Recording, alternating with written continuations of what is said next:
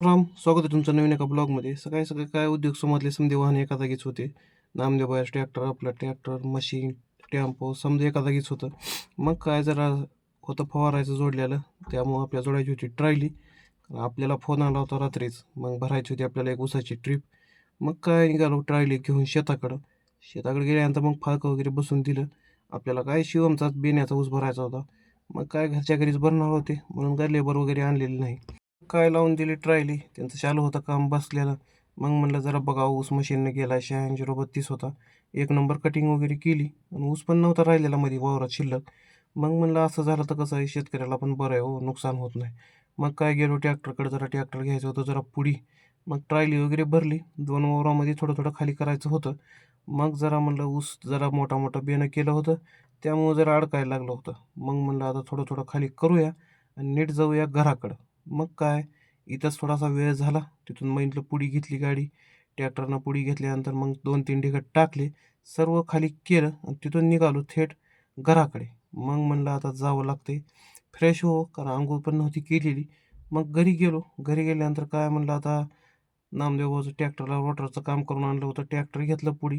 मग लावायची होती ट्रायली रिवर्समध्ये. ट्रायली वगैरे लावून घेतली. त्यानंतर आपल्याला जोडायचं होतं आज कटर, कारण 2 दिवस झालं जरा कामं पेंडिंग राहिली होती.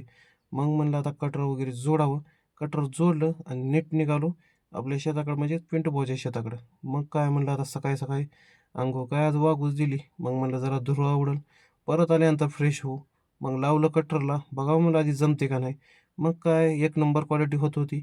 पाचट भरपूर होतं, पण जरा लावलं ना तर RPM जास्त. मग म्हणलं होऊ देऊ बुगा. कसं आहे ना, आपण ग्राहकाला दिलेली क्वालिटी हीच आपल्याला कामाला परत बोलवण्यामागे एक काही तर खास कारण असते. कारण आपण दिलेली क्वालिटीच खरं तर आपल्याला आपल्या कामाची पोचपावती मिळते. कसं होते कटर एक नंबर पार बुडकात छाटत होतं आणि पाचट पण लांबवर उडून जात होतं. मग म्हणलं इथलं काम वगैरे सर्व आवरून घ्यावं. जवळपास थोडंच राहिलं होतं.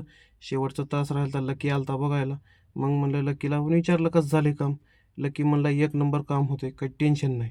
मग काय तिथून गेलो पुढे. त्या साईडला थोडंसं वावर छोटं होतं, त्यामुळे जरा फिरवायला लईच त्रास होत होता. मग म्हणलं हळूहळू एवढं वावर पार करून घ्यावं. त्यानंतर बघूया कामाची क्वालिटी कशी आहे. सर्व काम वगैरे फिनिश केलं. मग आलो दुसरीकडं, म्हणजे दुसऱ्या वावरात. इथं आलो होतो, इथं होतं इस्माईल भाईचंच वावर. मग म्हणलं इथं या वावरामध्ये बी हाणायचं होतं आपल्याला कटरच. एवढं कटर वगैरे हाणून घेतलं. जवळपास 2 तास लागले. इथलं वावर वगैरे फिनिश केलं आणि निघालो परतीच्या मार्गाला, म्हणजेच घराकडं. कामावरून घराकडे जाताना आनंद होतो ना, तो वेगळाच आनंद आहे. त्यानंतर मग गेलो शेताकडं. जरा बदलायची होती स्प्रिंकलर वगैरे बदलले, दूध वगैरे काढलं आणि निघालो परतीच्या मार्गाला घराकडे. धन्यवाद.